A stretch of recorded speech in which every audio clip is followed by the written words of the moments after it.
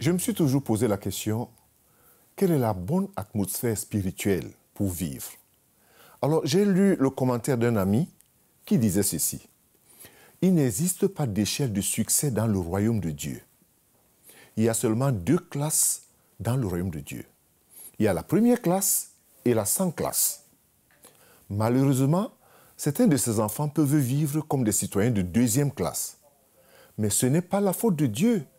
Ils ont tout simplement inventé et créé cette autre classe. Aussi avec le dilemme de rendre grâce pour Dieu pour toutes choses. Fin de citation. Vous savez, nous rendons grâce non pour les problèmes dans lesquels nous nous trouvons, mais parce que Dieu est plus grand que ce problème. Parce que Dieu est plus grand que cette difficulté ou cette souffrance ou cette épreuve ou même cette douleur. Car les moments que nous passons de difficiles sont comme une préparation de Dieu pour une promesse qui arrive. On peut voir l'exemple de la vie de Joseph dans la Bible. Aussi, nous devons nous efforcer de lui rendre grâce, car les actions de grâce créent une atmosphère où Dieu peut et veut et peut faire toute équation. Une atmosphère propice au surnaturel de Dieu. Et puis, plus nous rendons grâce, les amis, plus la présence de Dieu est manifeste dans la situation, quelle que soit la situation.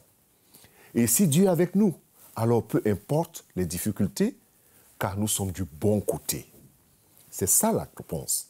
Être du bon côté. Du bon côté, c'est le côté de la victoire. Alors, je voudrais que toi aussi, tu prennes cette décision aujourd'hui de te mettre du bon côté. Mais pour commencer, il faut d'abord avoir cette relation avec le Seigneur. Ça se passe comment? Prie avec moi, s'il te plaît. Seigneur Jésus, je comprends maintenant que pour être du bon côté de Dieu, c'est de faire la paix avec toi. Et je viens maintenant même, Seigneur, reconnaître que j'ai toujours été du mauvais côté. Et je demande pardon pour toute cette vie de désordre et pour mes péchés.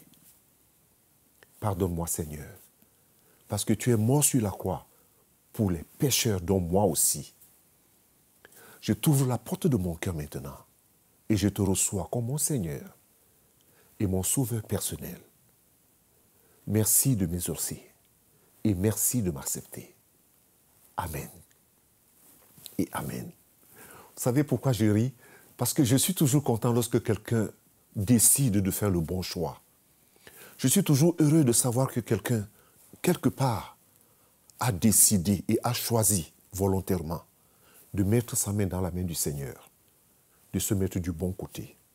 La vie, elle ne nous fait pas de cadeaux, mais Jésus est là avec nous. Que Dieu te bénisse et sois fortifié dans ton choix.